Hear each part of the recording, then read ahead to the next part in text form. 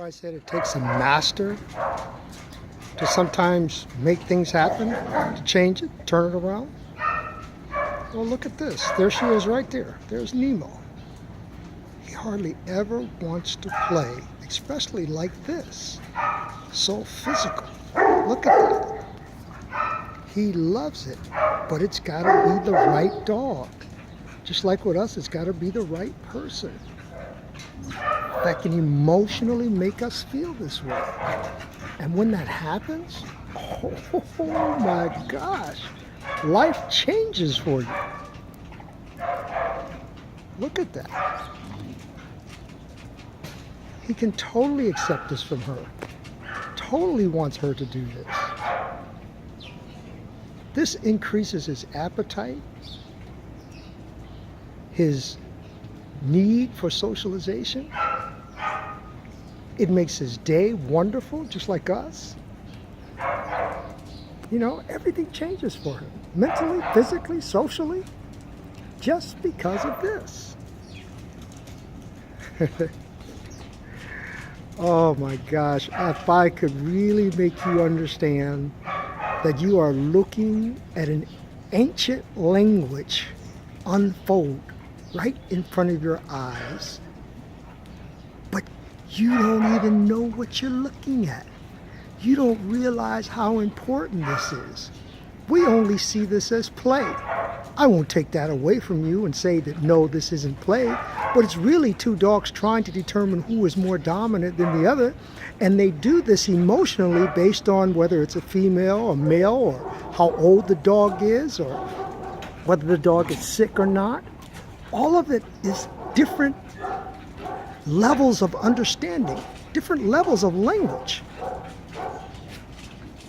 different reasons for the communication.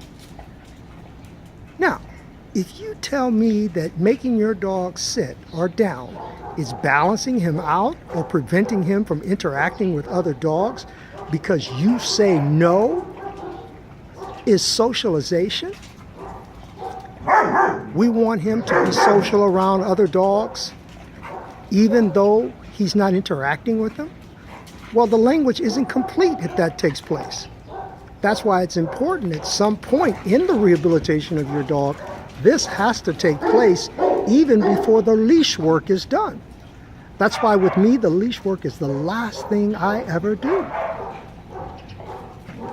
You know, I've seen many dogs that were obedient. They called advanced trained dogs, but they're not social with other dogs. Maybe that's what you want.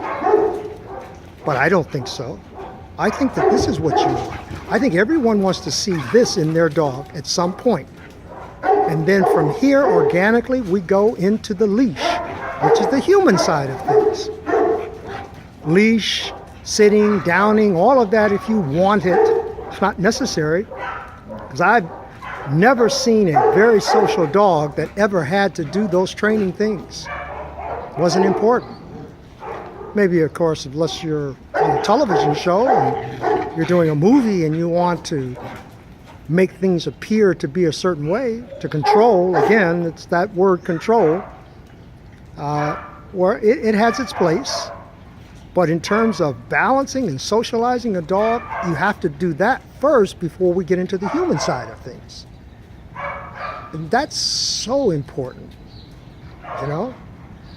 It's just like with people, man, if you don't have a good personality, if you don't know how to socialize with people, if you don't know how to be polite, courteous, thoughtful, then I don't know how you're going to make it in the world dealing with other people. How are you going to be successful? There are going to be areas where you're going to really have some problems, or people are going to have problems with you. They may not even tell you. They just stay away from you. But you will feel it. The universe will allow for you to feel that something is wrong. But because of our arrogance, we'll probably blame it on the next person. It's their fault that I'm feeling this way. Not knowing or realizing that we're not social. We don't extend our hands, our minds, our emotions out to people to say, hey, I appreciate you. Man. All right. Time to feed. Let's go, Brucey. Come on. Bruce. Let's go. Inside. There we go. Come on, babe. Come on, man. Time to take your medicine. Okay. You know the drill.